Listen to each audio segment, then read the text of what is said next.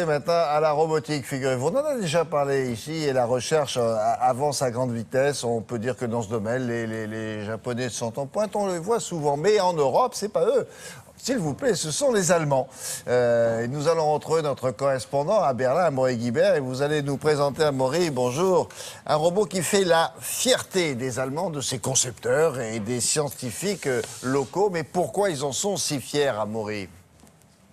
Bonjour William, bonjour à tous. Ils en sont fiers déjà parce que leur bébé, ce petit robot, a fait la une de la presse il y a quelques jours pour une aventure un peu particulière.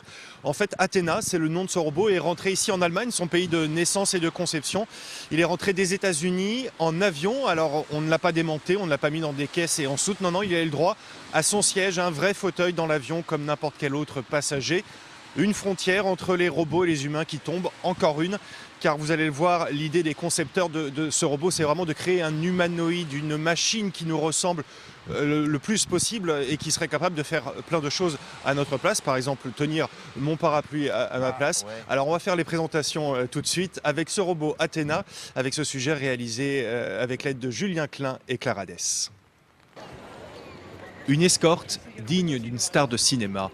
Nous sommes d'ailleurs à l'aéroport de Los Angeles, mais c'est bien un robot qui arrive en fauteuil roulant pour se faire enregistrer.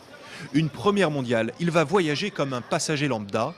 Nom Athena, nationalité allemande. Aujourd'hui, il rentre dans son pays natal. 24 heures plus tôt, dans le laboratoire de cette université californienne où Athena a passé plusieurs mois. Métal, fibre de carbone, articulation hydraulique, le développement a déjà coûté plusieurs millions d'euros. Ce sont des prothèses, comme celles que les gens amputés portent. Ça rend les jambes légères et rapides. Athena peut s'écarter très rapidement et retrouver son équilibre. Mais tout le système est aussi capable de s'accroupir, comme je le suis en ce moment. En fait, Athena est plus qu'un robot, c'est un humanoïde qui doit nous ressembler. Bon, cette fois-ci, ce sera le minimum, mais l'objectif de ces concepteurs, c'est qu'ils nous ressemblent de plus en plus. Il faut que les robots soient acceptés dans notre société, comme les ordinateurs. L'objectif est que ces robots fassent toutes les choses que nous ne pouvons pas faire. Dans l'avion, Athena s'est fait remarquer, mais il n'a pas pu beaucoup réagir. Ses batteries avaient été débranchées pour des raisons de sécurité. Un passager très calme donc. Revenu en Allemagne, il va encore être amélioré pendant des mois pour que demain, peut-être, il reprenne l'avion, mais cette fois-ci sur ses deux jambes.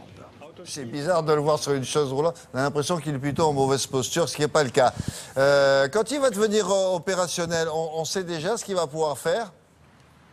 Assez simple, William, il va pouvoir faire quasiment tout et même plus. C'est vraiment ça l'idée de ces concepteurs, c'est que Athena puisse faire toutes ces tâches que l'homme ne peut plus faire ou alors au péril de sa vie. Imaginons par exemple au lendemain de la catastrophe nucléaire de Fukushima, au lieu d'envoyer des équipes humaines sur place, eh bien on pourra envoyer des équipes d'Athena qui pourraient explorer le site, faire des relevés, commencer le nettoyage, et ça sans aucun risque pour l'homme.